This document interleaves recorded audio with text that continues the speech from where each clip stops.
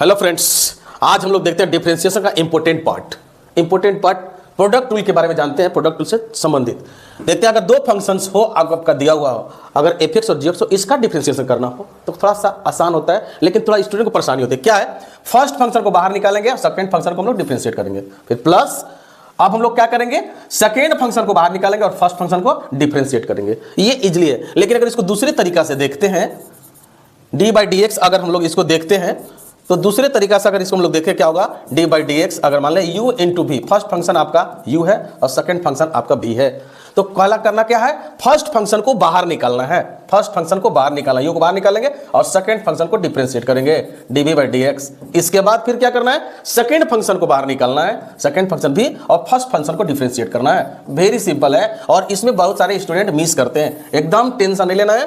First function को बाहर निकालना है, सेकंड फंक्शन को डिफरेंशिएट करना है, इसके बाद सेकंड फंक्शन को बाहर निकालना है, फर्स्ट फंक्शन को डिफरेंशिएट करना है। अगर फॉर एग्जांपल अगर हम लोग देखते हैं, अगर हम लोग देखें तो आसानी से हम क्वेश्चन को बना सकते हैं। अगर क्वेश्चन मान लीजिए डी बाई डी एक्स अगर आपका हो e to e x sine x हो, देखिएगा अब यहां पर इस तरीके से क्वेश्चन है, ई एक्स और साइन एक्स है, यानी कि दो तरीके से है, एक एक्सपोनेंशियल है, एक ट्राइगोनोमेट्रिक है। इसको निकालने का तरीका क्या है, अभी सिंपल पता है। ये मान लीजिए आपका फर्स्ट है, ये आपका सेकंड है, हमने क्या कहा था, फर्स्ट को बाहर निकाल देना है, फर्स्ट को बाहर निकाल लीजिए। इसके बाद सेकंड को डिफरेंशिएट करना है, डी बाई डी एक्स, किसका डिफरेंशिएशन, साइन एक्स का, प्लस अब इस सेकंड को बाहर निकाल देना है, सेकंड आपका क्या है, साइन एक्स, और फिर फर्स्ट को डिफरेंशिएट करना है, यानी ई एक्स को डिफरेंशिएट कर लेंगे।